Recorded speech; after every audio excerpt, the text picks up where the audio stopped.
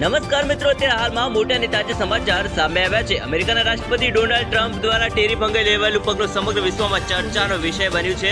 તેમની વ્યાપક ટેરિફ નીતિની અસર વિશ્વભરના અર્થતંત્ર અને તેના સાથી દેશો સાથેના વેપાર સંબંધો પર પડી રહી છે। હાલમાં તેમની નીતિ ઠંડી પડતી હોય તેવું લાગે છે, કારણ કે ટ્રમ્પનું ધ્યાન હવે સીધું ચીન સાથે ચાલી રહેલા વેપાર યુદ્ધ પર છે।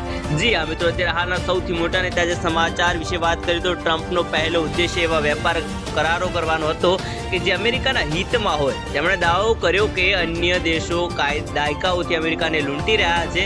આ વિચારશ્રેણી હેઠળ તેમણે 60થી વધુ દેશો પર પારસ્પરિક ટેરિફ લાદવાની વાત કરી છે, જેનાથી તેમના સાથી દેશોમાં પણ હવે ચિંતા વ્યાપે છે।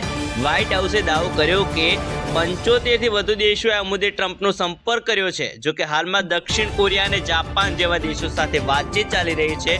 ટ્રમ્પે 90 દિવસનો સમયગાળો આપ્યો છે, જેમાં આ દેશો અમેરિકા સાથે કરાર કરી શકે છે। જી હા મિત્રો, અત્યારે હાલના સૌથી મોટા અને તાજા સમાચાર સામે આવ્યા છે।